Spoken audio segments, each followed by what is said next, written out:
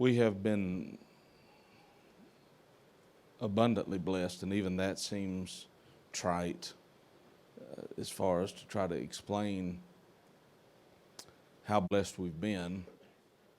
To just say we've been blessed, I mean, it's true, but somehow or another it just doesn't seem to really, in my mind, cover it all for the entire week. But tonight, we've been blessed. I'm going to tell you something. If during the word we received from Brother Schoonover, you didn't get a measure of peace, I thought about while he was talking to us what Bishop said this morning, that there's got to be a level of certainty. Peter's response to being delivered from prison when he finally came to himself was, "Now I know for a surety." There's stuff he found out on that second street after he left the prison that he'd have never known had he not been in prison first. And he said, "I know right now for a sure thing that God hath delivered me from the hands of Pharaoh." And then the next statement he makes to me has just been profound. He said, "And from the expectations of the people of the Jews." And I've seen God do a whole lot of stuff. I've watched God deliver people from demonic possession more times than I can remember. And I think maybe sometimes one of the greatest deliverances God can do for us is to deliver us from people's expectations for us. Positive and negative. But we have to know for a sure fact that God really is in control of this whole deal. I struggled with fear for a long time. I never really talked about it a lot, but I just kept feeling like I was going to blow the turn in a hotel room somewhere and just cross right over Jordan. It's just going to be over, and I was going to die right smooth in a hospital, in a hotel bed, and nobody's going to find me. A friend of mine did that. He died right in the shower and laid there with the shower running on him for 3 days before anybody finally decided to come check on the brother. Now, I'm hoping I go missing long before that. I hope it's not 3 days before somebody gets a little concerned. Where's the brother at?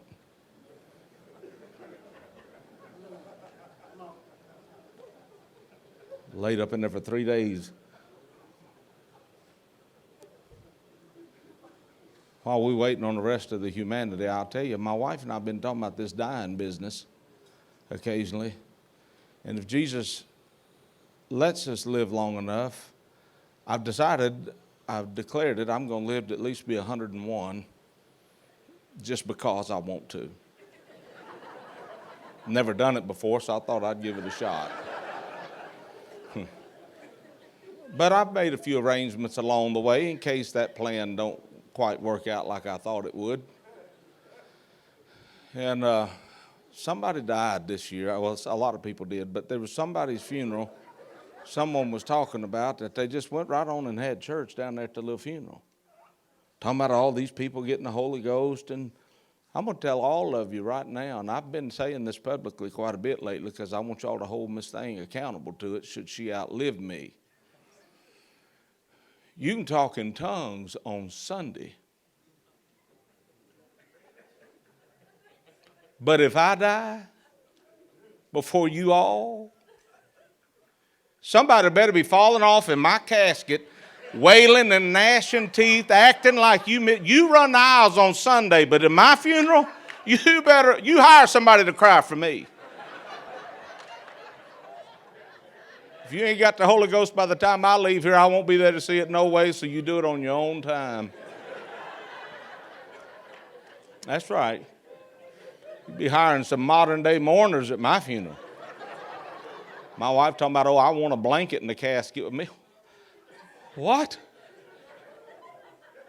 Tell you what, I'll make you a deal. If I go first, you hire me some mourners, And I'll see to it. As a matter of fact, if I go first, you come down and just fall over. You know how they do sometimes? They just fall right out in the casket with somebody, and down in the floor they go. I said, you do that at my funeral, and I'll see to it that somebody gets you a blanket at yours.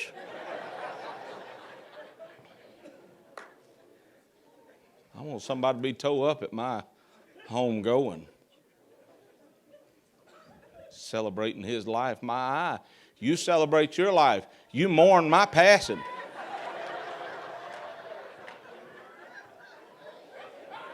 Or don't be acting sanctified. Every one of y'all feel the same way I do.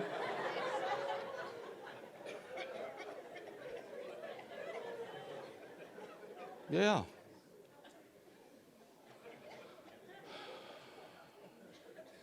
You know where a lot of us live? Between the carpenter shop and that banquet, that marriage supper. Jesus was already known in his town. Everybody knew him. He was a carpenter. He was already called on. When people needed him, they know who to call. Call Jesus. He can come fix your little table. He can fix your roof. He can fix the cabinet doors. Whatever you need, the brother can do it. He knows how to do some carpentry work. But his mother said something to him that night that launched him into what he knew he was destined for. Brother Schoonover was talking about destiny. When he was 12, they come and find him, and he's up in the temple teaching the elders. And when they inquired as to, son, we are halfway down the highway, and you've done come up missing. Now, what are you doing back in here? And, of course, he was somewhat shocked at how limited their knowledge of who and what he was here for was. And he said, do you not understand that I've got to be about my Father's business? But somewhere between then and that night, maybe the reality of it all, I don't know. The flesh, Bishop was talking about it today, was not divine, because that flesh knew. He knew. I can be needed in this dimension and not hated. I can be needed on this level and nobody's going to pluck my beard. I can be needed on this level and nobody's going to talk about me, nobody's going to mock me, nobody's going to spit in my face, and they're definitely not going to drive a crown of thorns down into my very brain. Nobody is going to beat me unrecognizable, and they're certainly not going to crucify me if I just stay needed on this level.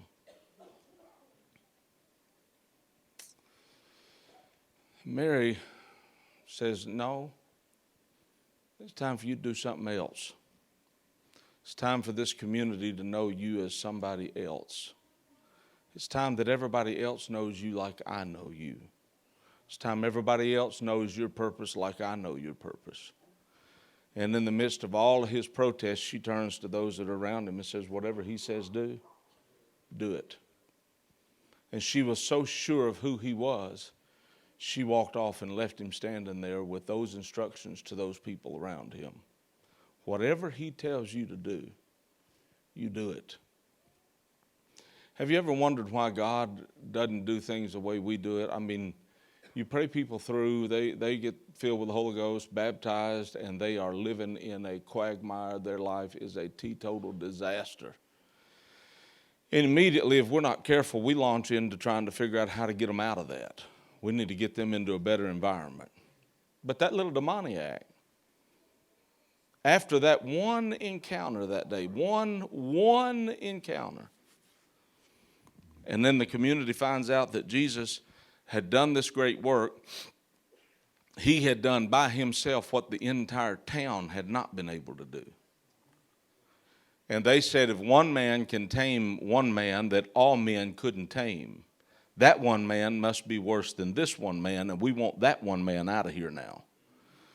And so they told Jesus, you know the story, you got to get up and go on down back in there and get in that pirogue you came over here in and get out of here. Get in that boat and paddle right on to wherever else you want to be, but you can't stay here. The demoniac follows him down to the boat dock, and begs him, please let me go with you. And the Lord, in my opinion, it's almost like salt in the wound. Because the Lord turns around and tells him, no, I'm not going to let you go with me. And of course, all the protesting that no doubt was going on, you think they hate you? They've despised me. I'm the guy that's been ripping my clothes off, running through town naked. I'm the one that cuts myself with rocks and glass and whatever I can get a hold of. I'm the one that they tie down and chain up, and I break out of it. But the Lord had such confidence in him. And he had such confidence in what he had put in him. He told him, he said, I'm not taking you with me. Now, you know how we are. We pray somebody through and we see the potential they got. We immediately try to find somebody in the church for them to live with till we can get them an apartment and get them on their feet. And Jesus didn't do it that way. He didn't say, well, you know how we would do. You know what, I'm going to take this guy with me, and with this kind of a story, when word gets out that I've converted him, I can stay booked up for like 20 years. This is better than having a bestseller on Oprah. You can just stay booked up forever. Jesus said, I'm not taking you with me. I'm going to leave you here. And then to pour salt in the wound, he said, and on top of that, you go tell everybody, go tell all your friends what a good, great thing the Lord's done for you today. Really, friends? You want me to go tell my friends? I don't have any friends. I'm telling you right now, I need to leave with you because nobody here likes me. But if you'll study that story out in time to come, a great revival swept through that land because Jesus left that man with a miracle right in the middle of his mess. And there's some of us that have this mindset that God needs to translate me out of the mess I'm in. But God's put something in us that's greater than the mess we're in. He's put something in us that's more powerful than the stuff coming against us seems to be. But we're never going to know what we've got, and we're never going to know how powerful we are in Him if He delivers us out of every mess and every situation that we find ourselves in. Mary says to those around Jesus that night, whatever He says do, you just do it. There was something in them that was willing to submit to what she said, and they were obedient to her, and they turned and looked at Him, and He knew right then and there, my life's about to change. I've got to be about the Father's business, which meant he could never go back to that carpenter shop again. He could never go back to that identity ever again. There was never going to be a day that people were going to need him, and everybody that needed him was going to be happy to see him.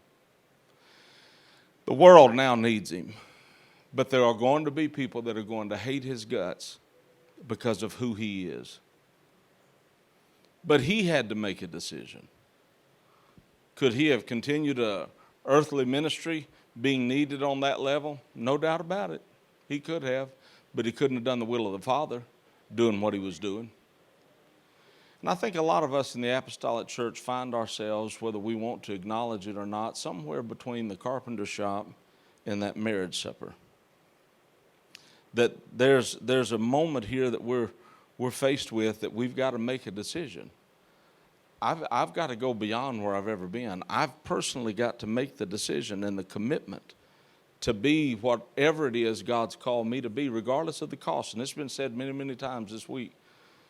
Regardless of the cost, regardless of what it requires of me, regardless of who understands it. And sometimes the people that will understand you obeying God the most will be the ones that should understand it the most.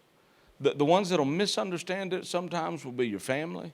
Sometimes it'll be the people that you think need you and are depending on you, and it doesn't make sense. Why would you give up all of this to go do that?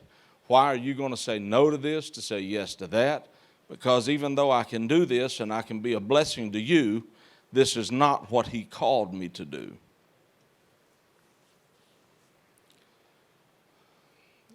This place the Lord's calling the church is not one that we can halt between two opinions and fulfill the will of the Father at the same time.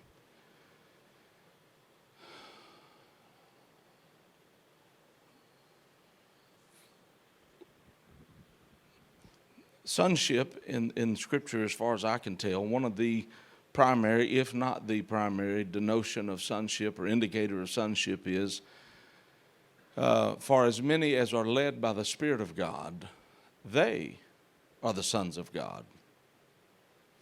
If we're going to be led by Him, then we can't be led around by anything else. If we're going to be led by Him, we can't be distracted by anything or everything else. Somewhere along the way, it's got to become a singular focus.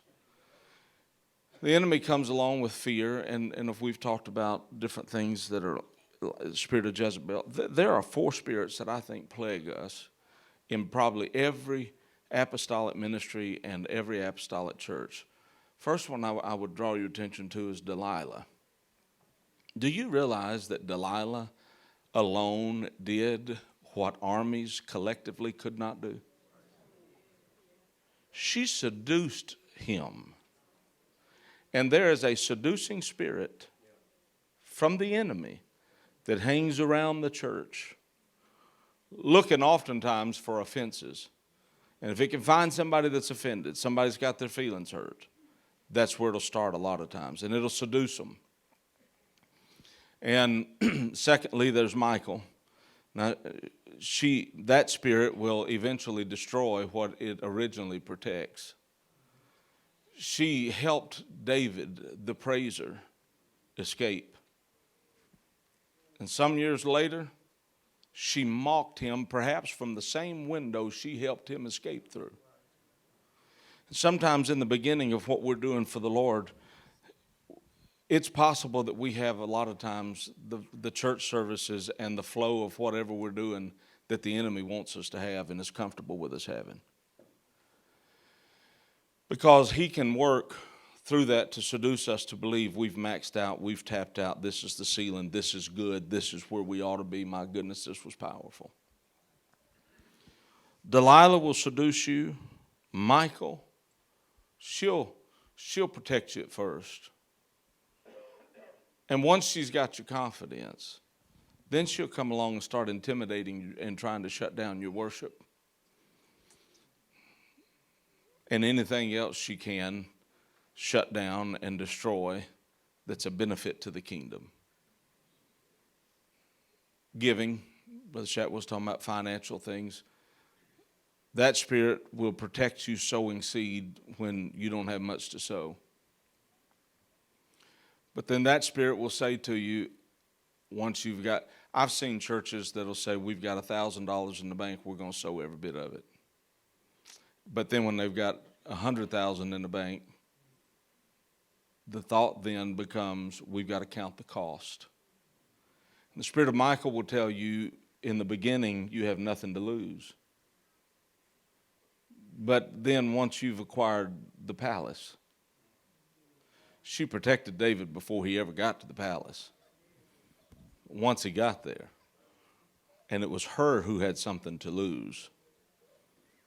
Then she says, I got to shut this brother down. He's going to cost me, the kingdom.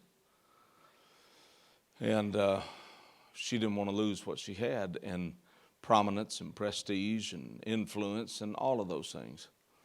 Well, that spirit will work to try to draw your attention to all of that and say, you don't need to jeopardize this. And I'm going to tell you something. There are ministries. I'll just leave it at that. I'll elaborate this much on that word ministries. That means individuals and churches collectively. That in the last 2-3 decades maybe have amassed talent in their churches, skills in their churches, reputations of their church, for their church. They individually have acquired nationally acclaimed recognition, influence, power. And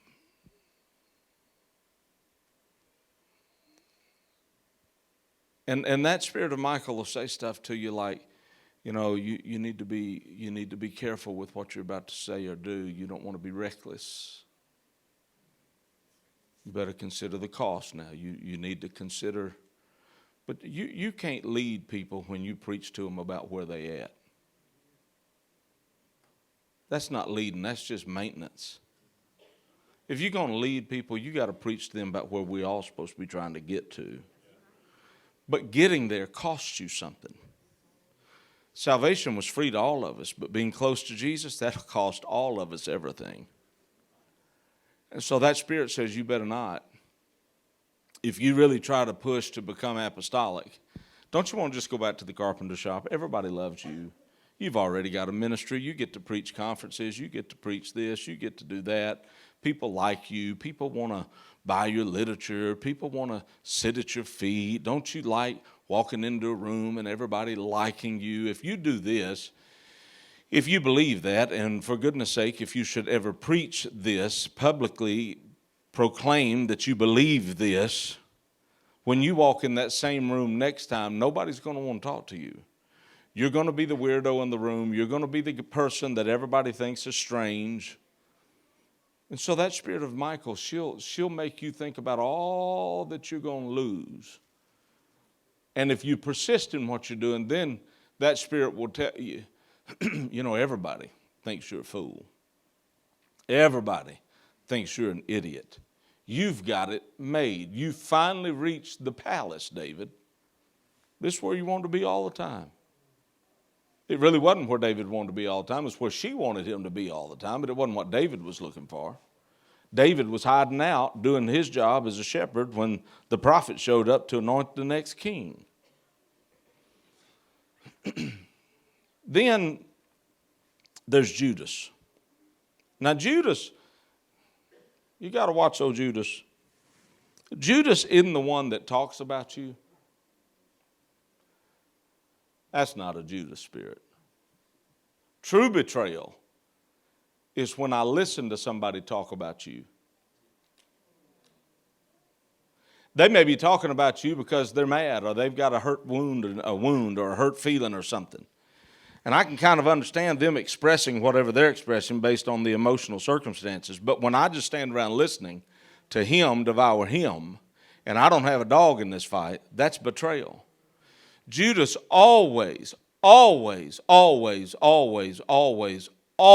I say always, shows up when you've been wounded or offended by somebody in leadership. Always. And Judas will console you. Delilah will seduce you, get you set up for him. Then he'll show up and he'll let you talk. And when it's over with, you may think it's all said and done and you going on with your happy life. But somewhere down the road, Judas is going to take what you told him and betray you with it. That spirit, I said this today at the table, some of us apostolics need to go home and pray that God would give us the discernment to know the difference between a blessing and a bribe. And then fourthly is old Jezzy. That poor thing, she just can't figure it out. We know her game. We're on to her. But that spirit hangs around, and she always shows up when somebody's offended. Somebody's got their feelings hurt with authority. And that spirit will work with Delilah, and Delilah will seduce you again and begin massaging your ego in that wounded area of your life, and you'll start just divulging all this information and talking out of turn, and then all of a sudden Jezebel knows everything about you. And that spirit will take what you tell it in confidence and turn around when it's right and timely and convenient and manipulate you with what you confided in them. Those four spirits have attacked us over and over and over. And you know what? I suspect as long as humanity's breathing fresh air, we're going to deal with it. But we got to be wise to some of this stuff and get some things settled. But I think that a lot of that stuff has the opportunity to set up camp in our personal lives and in our churches and in our ministries, because we haven't made the decision. Which world am I going to live in? Am I going to live in this world where everybody likes me? And mostly everybody needs me. They need me to do this. They need me. And that's the problem with ministry a lot of times and the accolades that come with it. It's a seducing spirit sometimes attached to all those accolades. People are telling you how good that was, how much they enjoyed it, and oh, good job, and attaboy, and oh, Brother Shelton, that ministered to me, and oh, Brother so-and-so. If you're not careful, Delilah will begin to work on you and tell you you deserve to hear that. And it's easy then, because that thing has convinced me to do what I'm doing and stay where I'm at, to just keep going back to the carpenter shop and do my ministry on that level and that level alone. Yet, over here is the will of the Father. Bishop said it again this morning. I'm going to say it again tonight. That line that Jesus is drawing through the church is not leaving us with any other recourse but to make a decision. That line is not suggestive. It's a declarative thing on his behalf. And it's forcing us to make a decision. And if my decision is, well, I don't believe all of that's necessary, I'm going to stay over here. This morning while he was teaching, something hit me, and the thought came to me, that decision is not your final destination. That decision is only a set starting point on a never-ending course. It's only the beginning of something that's never going to stop. If you decide to set the fray out, I'm going to stay over here. That decision to stay over here is going to lead you to this decision. Oh, Brother Ewan preached a message years ago, or taught it or whatever, but the title of it was Decisions I Made That I Did Not Know I Made. My decision about what I'm going to do with the call of God to the church, on my life and to the church, that decision is going to set other things in motion. As Brother Schoonover was talking about, that's going to set other things in motion and other things in motion. Brother Shatwell was talking about sowing seed, doing the different things that we're doing to produce the fruit and the results that his word promised. Every decision I make is just the start point. It's not the final destination. And when I make the decision over here to be everything I can be, apostolic and to the kingdom, to be an apostolic and to be an available vessel, it sets something in motion, and that puts you in a place where that flow can take you into arenas and environments of ministry and responsibility in the kingdom that you never dreamed was possible. But there's this doldrum between these two worlds. Now, technically, there's no such thing as neutral. There's no such thing as darkness. There's only the absence of light, science says. Science also says there's no such thing as cold. There's only the absence of heat. There's only God and not God. There is no real in-between. We either love him or we hate him. We choose him or we choose something over him. And whatever that choice is, it's got power in it. And it's going to set your life on a course that if it's against God, the only thing that's going to bring you back is God. I think I said this last year or year before. Brother Barnes made a statement to me. I was in Illinois preaching, and I was riding with the pastor I'd been preaching for. We were going to another church I was preaching in that night, and the Lord spoke to me and said, call Brother Barnes right now. So I called him. The pastor was talking, and I said, hold on a second. I got to call Brother Barnes. Now, he didn't have caller ID like we do. Neither did he have radar detectors like we do. He didn't even know what they were. But he could tell you when the police was going to be sitting over a hill or something. He'd wake up out of a dead sleep and tell whoever was driving him, slow down, there's a trooper up here over that hill. And sure enough, there'd be one sitting there and he'd go back to sleep. Well, I called him and the phone rang like one time and he answered, all right, boy. He didn't have a caller ID. I was waiting on you. Need to talk to you. I said, yes, sir. When you coming back? I said, well, I can come whenever you need me to. Well, just whenever you get through with what you're doing. I need to talk to you. I said, are you okay? No, I'm not all right. It's almost over, boy. I don't believe I'm making it back from this one. Man, something just hit me in the gut. And I knew right then he wasn't coming out of it. I said, I'll leave tomorrow. Well, I was still in revival, and that other pastor sitting there, he just like, you go do what you got to do. I drove down there, and I walked in his office Thursday morning at 9 o'clock, and he said, the day's coming when the Lord is not going to make a turn like this anymore. He's going to make one like this. We're moving along here, and he's just going to make a turn.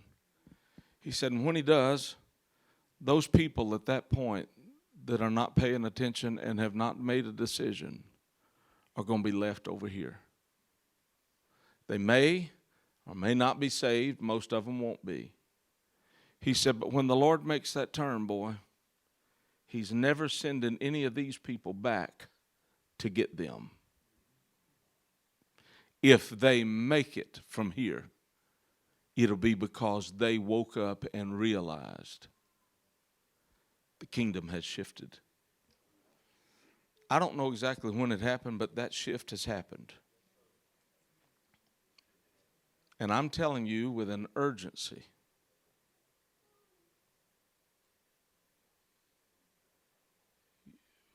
before you leave this state, settle it, what you going to be. And I'm going to make you a promise.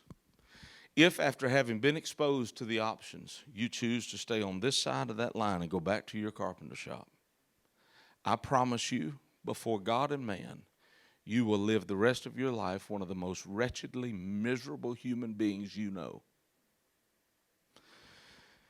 But if you choose over here, I can promise you at the same veracity, you will live the rest of your life with greater peace than you ever imagined, and persecution,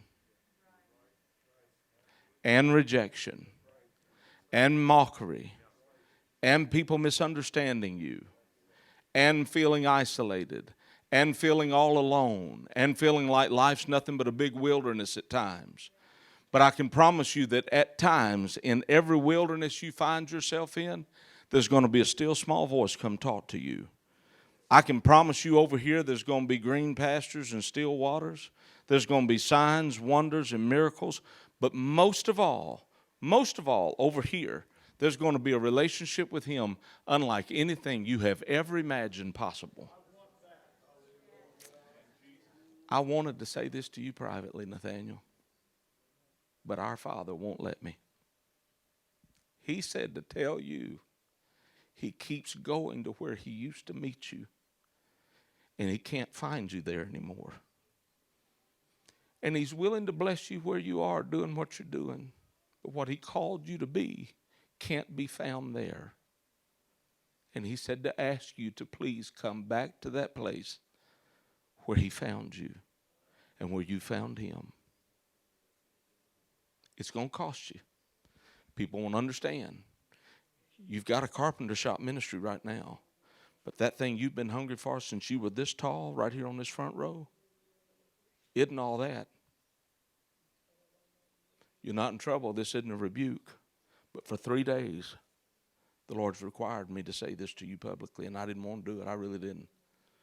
But I'm telling you, your ministry cannot be fulfilled with all these other things that the enemy would love for you to just focus yourself on. Do you know what I'm talking about? Are you as hungry for that as He is for you? Then it's between you and Him from here on.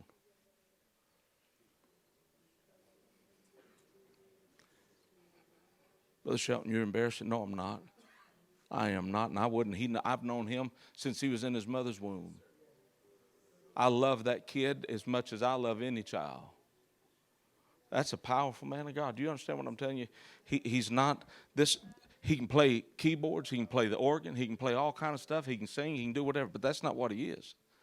This right here, this is what Nathaniel is.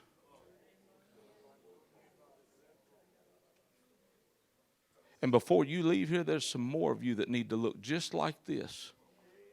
Because you know you've been playing with that carpenter shop.